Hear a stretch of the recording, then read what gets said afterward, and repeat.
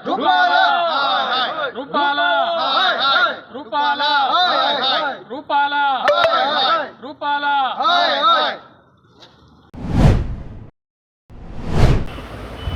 માતાજી બધાને. છેલ્લા 15 દિવસથી આપણા રાજપૂત સમાજમાં રૂપાલા વિરુદ્ધ જે લડાઈ એની સામે ચાલી રહી છે તેમાં અખિલ ગુજરાત રાજપૂત યુવા સંઘના પ્રમુખ ડૉક્ટર જયેન્દ્રસિંહ જાડેજા જે લગભગ 20-25 વર્ષથી એ સંઘના પ્રમુખ છે, પણ અત્યારે આ સંમેલનમાં કે કોઈ લડાઈમાં ક્યાંય દેખાણા નથી.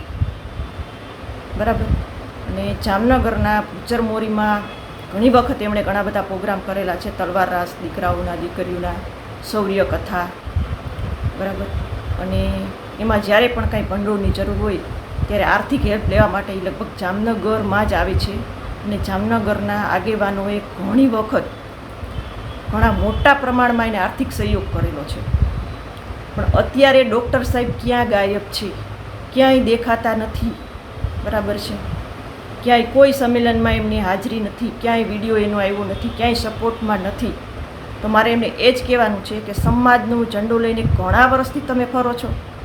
આજે સમાજના દીકરીઓના સન્માનની જ્યારે લડાઈ છે ત્યારે તમે ક્યાં છો? જરાક મોઢું દેખાડો અને આ સમાજને જવાબ આપો. પાછા મિટિંગ કરવા આવશો ત્યારે શું જવાબ આપશો તમે? પધારો, આ સમાજ તમારી રાહ જોઈ છે. કોઈ ભૂલી નથી ગયું, બધાને યાદ જ છે કે તમે ગાયબ છો. બરાબર. કે ભાજપમાં ભળી ગયા છો, એ હોય તો ચોખવટ કરી દેજો. અને એક ગોંડલનું ગુંડારાજ જે જયરાજસિંહ જાડેજા, એના વાઈફ ગીતાબાઈ મેલે છે, તે હવે ગોંડલમાં આવેદનપત્ર પણ આપવા દીધું નથી. એટલો ખોફ રાખ્યો છે એમણે ત્યાં. અને કહે છે કે મારે સમાજની કંઈ જરૂર નથી. તો દીકરા દીકરીઓ ક્યાં વડાવ્યા? સમાજમાં વડાવ્યા કે સમાજની બહાર? જરાક જવાબ આપજો ને. જે કંઈ પણ આવું કહેતા હોય કે અમારે સમાજની જરૂર નથી, એને એટલું જ કહેવાનું કે દીકરા દીકરીઓ વડાવતા સમાજમાં ન આવતા, બીજા સમાજમાં વડાવી લેજો. બરાબર. જય માતાજી.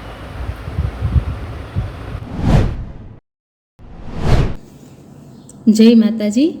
હું ગીતાબા પરમાર. આજે અમને નજરકેદમાંથી આઝાદ કરવામાં આવ્યા છે અને અમારી ઉપરનો જે પહેરો હતો એ હટાવી દેવામાં આવ્યો છે. આ દરમિયાન ઘણું બધું બની ગયું. જે આ નજરકેદ અમે હતા એ સમયમાં જામનગર બધા બહેનોએ વિરોધ કર્યો. એ બહેનોને પહેલાં તો ખૂબ ખૂબ વંદન મારા. ત્યારબાદ રાજકોટમાં જે બહેનોએ વિરોધ કર્યો એ બહેનોને પણ મારા ખૂબ ખૂબ વંદન. આ બે ઘટના જે બની છે એ ખૂબ જ નિંદનીય છે અને પોલીસે જે રીતે એ લોકો ઉપર દમન ગુજાર્યું છે એ ખરેખર જ તે દુઃખદાયક છે. આ રીતે બહેનોને, જે બહેનો આંદોલનકારી છે, જે બહેનો એક સત્યની લડાઈ લડવા જઈ રહ્યા છે, તો આ રીતે પોલીસે એ લોકો ઉપર જુલમ ના કરવા જોઈએ. અમારા માન સન્માનની ધ્યાનમાં રાખી અને એ રીતની વર્તણૂક પોલીસે અમારા બહેનો સાથે કરવી જોઈએ. જે બદલ પોલીસના આ વ્યવહારને હું વખોડી કાઢું છું. બીજી વસ્તુ એ છે કે મને મકરાણા સાહેબ મળવા આવ્યા હતા, મહિપાલસિંહ મકરાણા સાહેબ, તો એમને પણ રોકવામાં આવ્યા હતા. તો અમારા ભાઈઓ અમને મળવા પણ ના આવી શકે.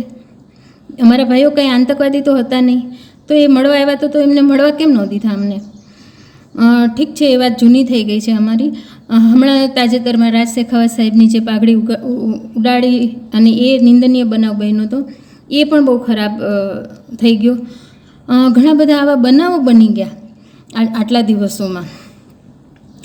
પ્રજ્ઞાબા જે મુન્દ્રાના સંમેલનમાં સામેલ થવા જતા હતા, એમને રોકવામાં આવ્યા. અહીંયાથી મુન્દ્રા સુધી પહોંચી ગયા અને મુન્દ્રાથી રોકવામાં આવ્યા. એ પણ બહુ ખોટું થઈ ગયું. એટલે આ બધું શું ચાલી રહ્યું છે કંઈ ખબર નથી પડતી. અને ગવર્મેન્ટને ખાસ વિનંતી મારી, પહેલાં તો અમે વિનંતી અપીલને એ જ બધું માં અત્યારે લગી અમે જે આંદોલન કર્યું છે એ આ રીતે જ કર્યું છે, અહિંસક રીતે જ કર્યું છે.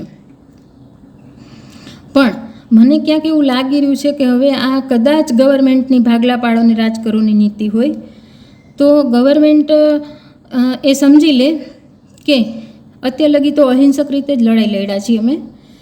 પણ જો તમે આ રીત અપનાવશો ને તો અમારા સમાજમાં ભાગલા પડશે, એમાં બે સંગઠનો થઈ જશે, એક સંગઠન આ કરશે, એક સંગઠન આ કરશે, તો પછી જે કાંઈ પણ ગુજરાતની પરિસ્થિતિ થાય એની જવાબદાર ગવર્મેન્ટ રહેશે. પછી અમારા હાથમાં કશું જ નહીં રહે. એટલે ગવર્મેન્ટને ખાસ મારી વિનંતી કે ભાગલા પાડવાનું તમે બંધ કરી દો અને અમે જે રીતે અહિંસક લડાઈ અમારી ચાલુ છે એ રીતે અમને ચાલુ રાખવા દો. અને રૂપાલાની ટિકિટ જો મહેરબાની કરીને બને તો તમે જલ્દીથી જલ્દી રદ કરી નાખો અને આ વિવાદનો અંત લાવો. કારણ કે આ વિવાદ અહીંયા ગુજરાત પૂરતો નથી રહેતા, અત્યારે રાજસ્થાન, MP, UP, બિહાર આ બધી જગ્યાએ પહોંચવા માંડ્યો છે.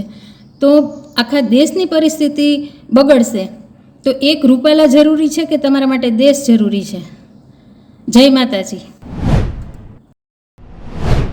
જય માતાજી, જય ભવાની. હું બોલું છું અંજાર આદિપુર કચ્છથી યોગિતા દે સમીરા દે કિન્નર.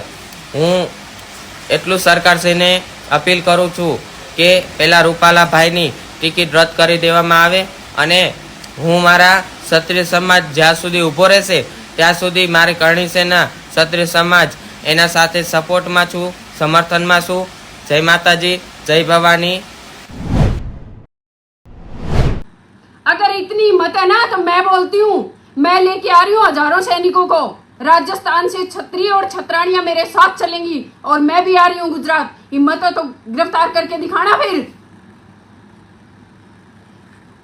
अगर हिम्मत है ना तो हाथ लगा के दिखाना आप। आ रही हूँ मैं भी गुजरात। अगर बीच में आके नहीं बैठी ना तो मेरा नाम बदल देना कि मैं भी एक क्षत्रिय हूँ और देखना आप हाथ लगा के कि हाथ कैसे लगाया जाता है।